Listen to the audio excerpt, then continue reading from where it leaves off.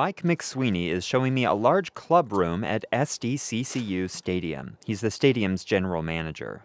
This room, all of the levels, all of the rooms on this level, club level, were our triage areas. So essentially we had people who were coming from assisted living, full care type of institutions. The room is 5,000 square feet. It's full of tables and chairs with bars on either side. McSweeney says this was the best place for the sick because it's the only place in the stadium with climate control. It really became kind of almost like a full-time hospital, if you would. Had its own, medications, doctors, nurses, EMTs were on site constantly bringing in people back and forth.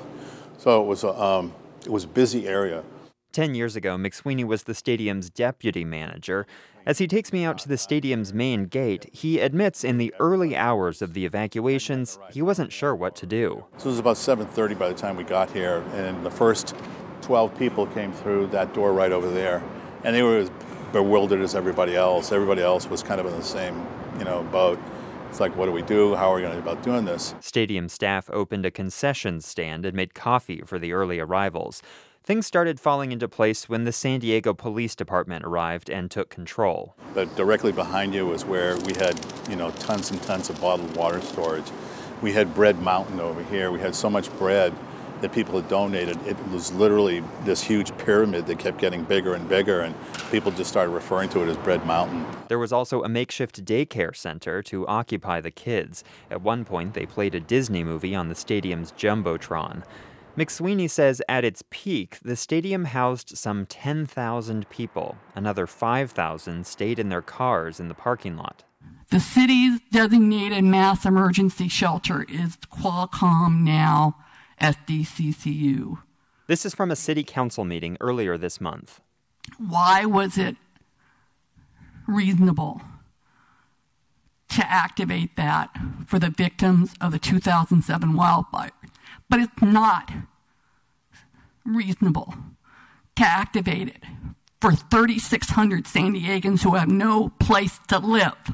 The stadium's use during the wildfires has often been brought up in discussions of the current homelessness crisis. Here's an important distinction, though. The stadium housed evacuees for 5 days. After that, many still had homes to return to. Those who lost their homes may have stayed with family or friends or in a hotel while they rebuilt. Homeless San Diegans rarely have those kinds of options.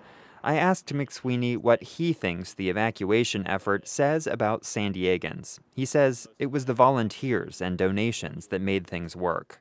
And it makes the management of that situation easier, if there is such a thing.